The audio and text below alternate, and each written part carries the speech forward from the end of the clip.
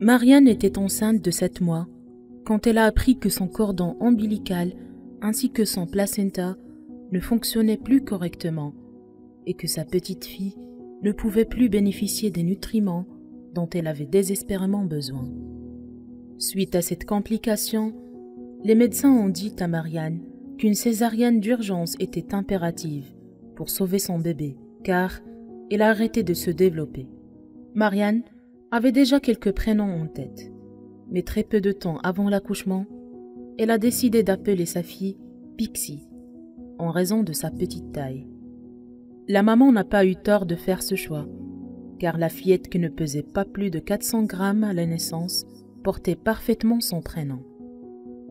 Tout semblait être rentré dans l'ordre, jusqu'à ce que la température de la petite Pixie a commencé à augmenter de façon inattendue. À ce moment-là, les médecins devaient absolument réagir à tout prix. Très vite, ils ont couvert la tête de Pixie avec un chapeau et ont mis son corps minuscule dans un sac en plastique. Chose qui a laissé Marianne perplexe et sans voix. L'équipe médicale a rassuré la maman que c'est une technique utilisée sur les prématurés depuis quelques années pour imiter les conditions du ventre maternel.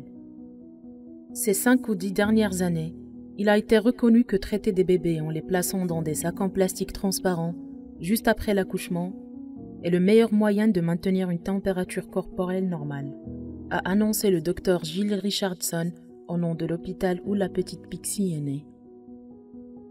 Afin de réchauffer le corps de la fillette, les médecins l'ont placée sous un chauffage pour créer un effet de serre en piégeant la chaleur à l'intérieur du sac en plastique.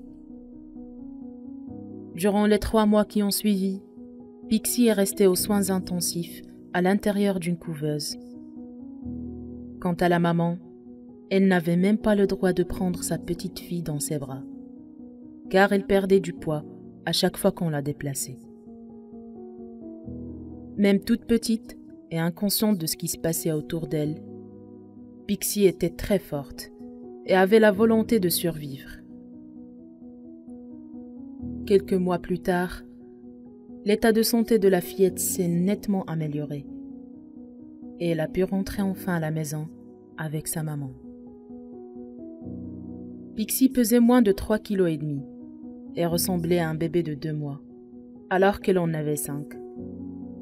Mais sa maman veille sur elle tout le temps et dit qu'elle se porte bien et qu'elle est le petit bébé le plus heureux du monde. N'oubliez pas de liker la vidéo, de la partager avec vos amis et surtout de vous abonner à notre page.